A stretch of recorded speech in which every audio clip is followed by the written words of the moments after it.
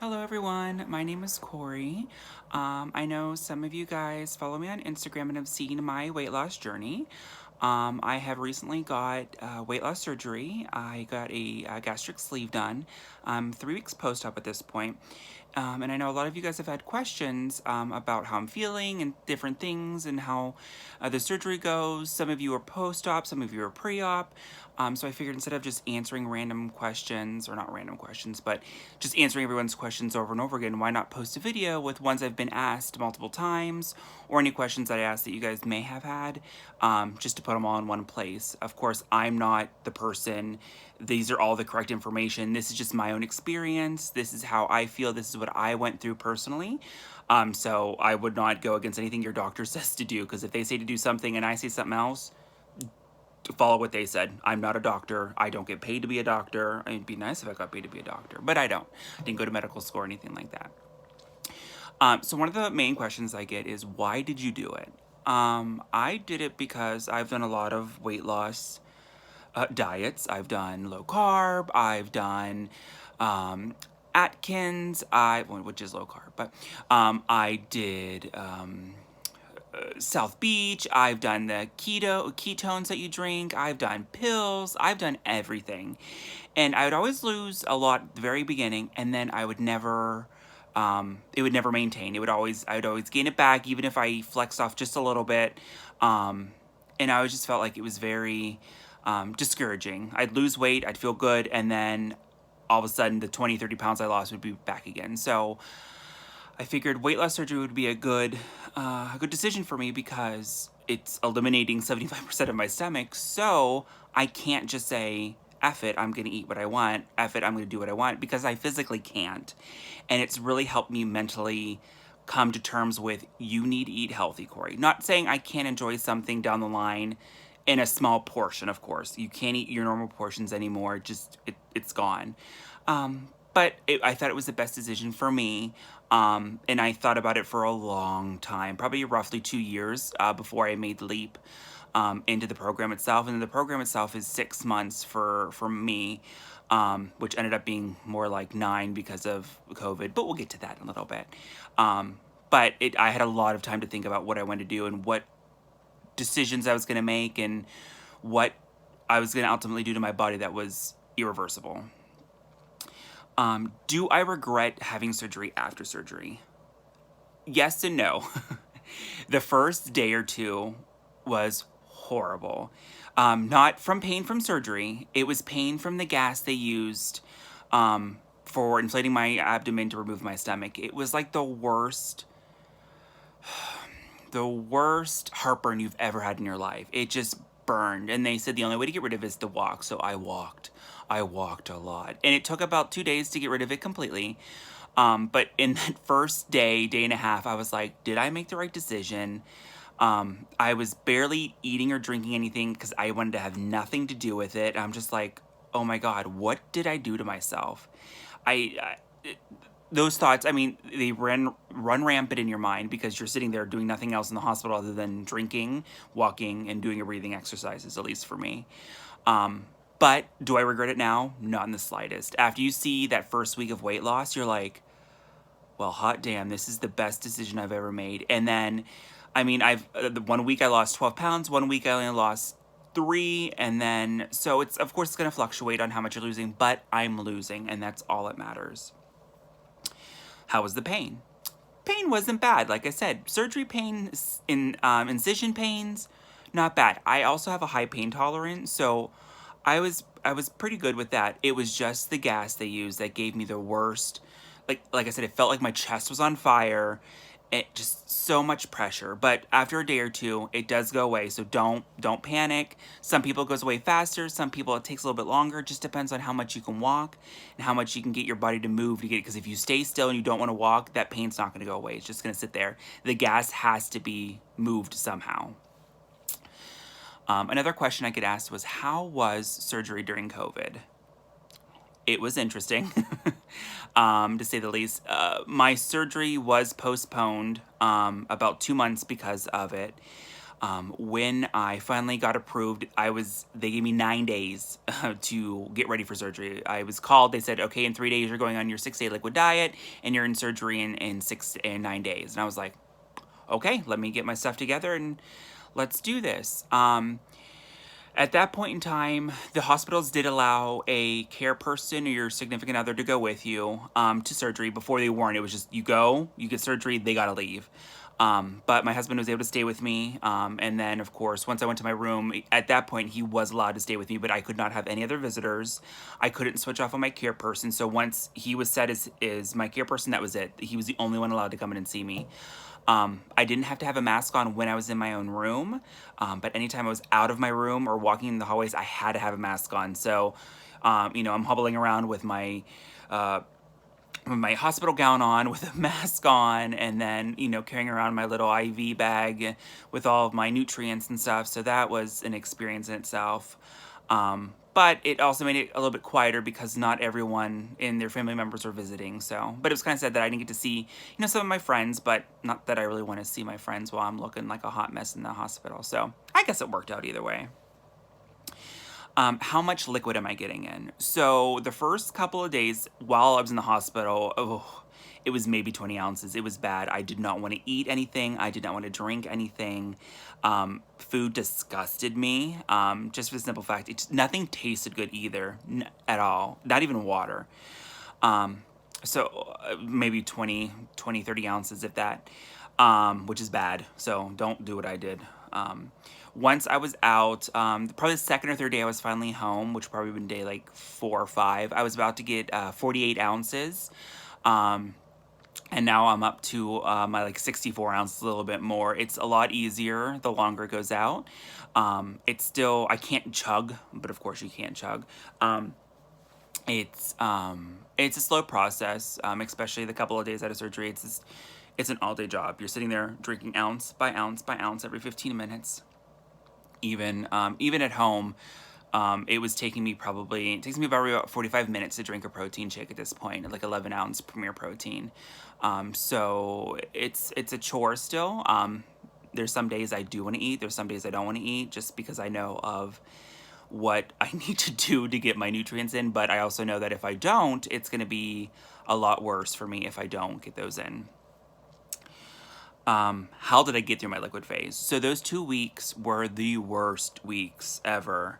Being on a liquid diet a week before surgery wasn't too bad. I mean, I was like, okay, I'm going to this. And then you have your surgery and you're not hungry. You're like, okay, great. It's fine. I'm fine.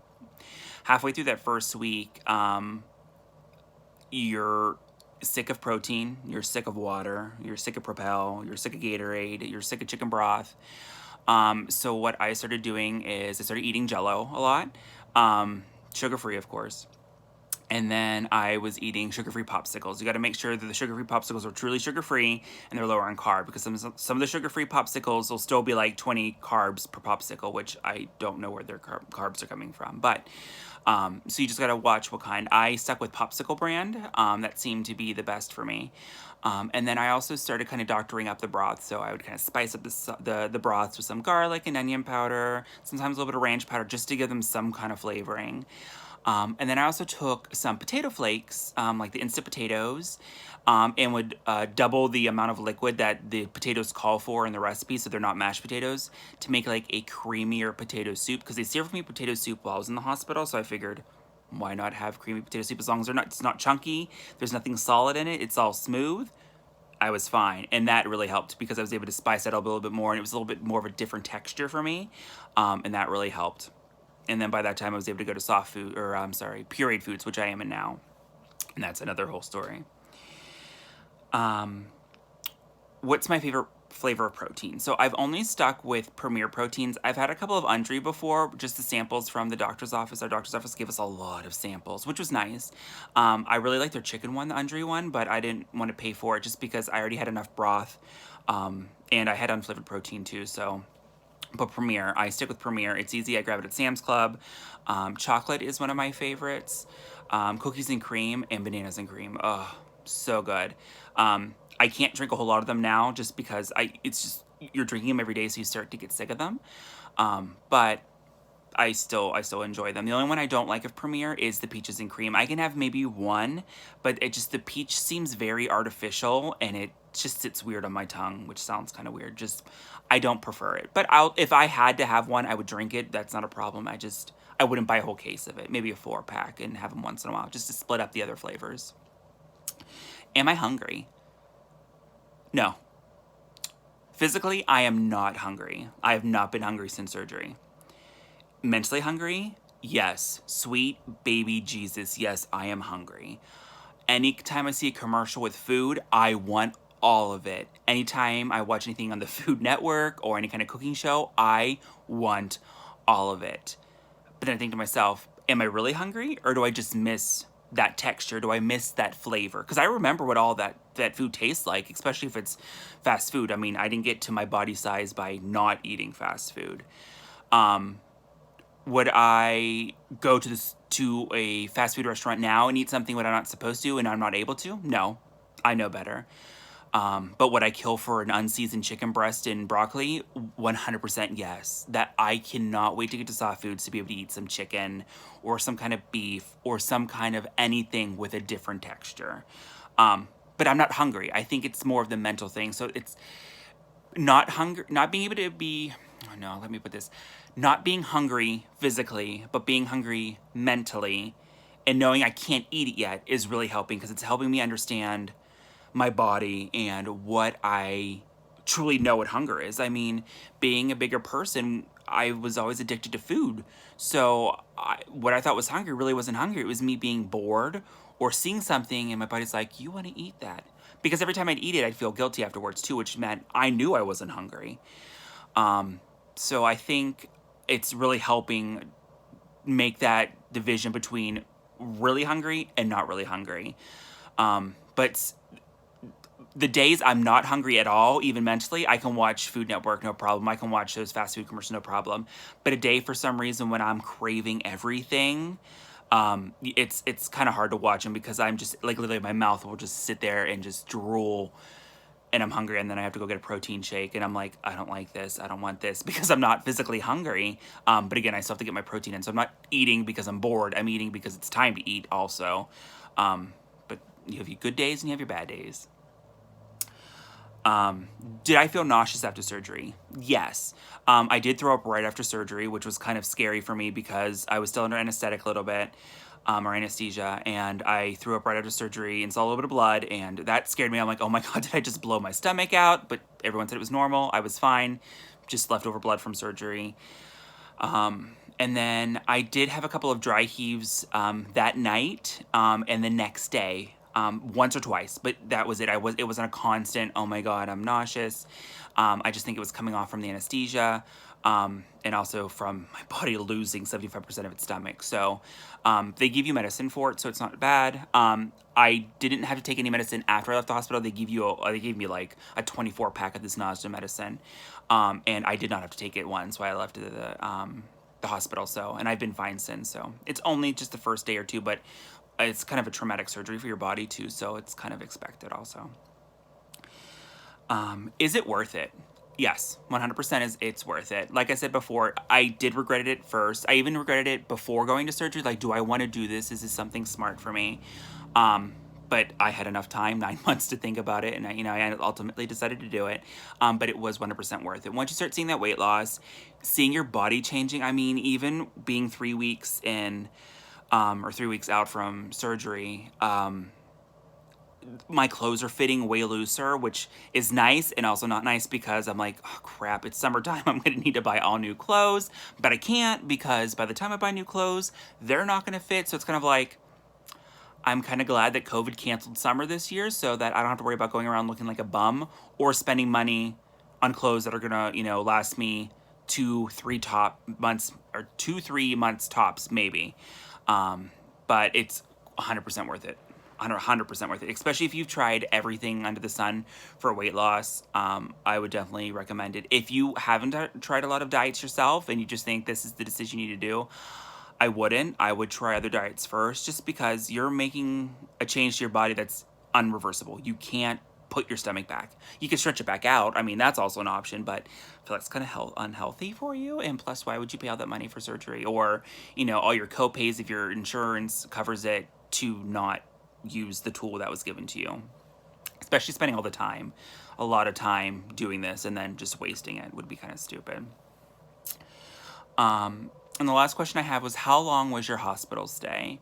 My hospital stay was only 2 nights, thankfully. So I went to surgery on Thursday. I was there Thursday night into Friday night, and then I was able to go home Saturday morning. They want you to get up and walk. Well, at least for me, they wanted me to get up and walk right out of surgery. So as soon as I was done getting some blood work and stuff done, I was up and walking. Like, I was walking as much as I could. I was walking every day, getting up, moving around, because the more you don't move, the more the gas is going to sit in your chest, remember. It's really bad heartburn. And the more you can get blood clots because of surgery. And especially being a bigger person, it's a higher risk. So I was walking, and I guess I was considered one of the top, like, one of the top patients, I guess, for surgery lately, because of wanting to get up and walk. I guess a lot of people don't want to walk because of the pain, and I was like, nope, I don't care. I'll push through it. I'm walking. I don't want to be in this hospital. Not that anything against the hospital. They were lovely, lovely people, awesome time. Not awesome time, but, you know, it was a good time for being in a hospital. But I just don't want to be in a hospital. I want to be in my own house, my own bed, around my own peeps. I don't want to be around hospitals, although they took care of me, you know. But I didn't sleep for anything because they wake you up every 5 hours to do blood and give you medicine and make you eat, and you have to drink your protein. Ugh. But walk, walk, walk. And that's key, because the longer, and try to get your liquids down too, because if you don't drink enough liquids, they will keep you another night, and they'll keep you as long as they need to make sure that you're getting your liquids in, that you're walking. I know one of my things was, did I pass gas, which I thought was kind of weird, but I guess it's a kind of understandable, which I did. Thank God I passed the gas, because it let me leave. But that's pretty much all I have for questions. If anyone else has anything, don't hesitate to send me a message on my Instagram. I'll leave it in the description box below, or just leave a comment on here too, because if I get enough, I'll do another video again. But I figured, why not put everything, like I said, into one video, so everyone has a kind of a you know, a place to go to get some questions done. All right, thanks for watching. Bye.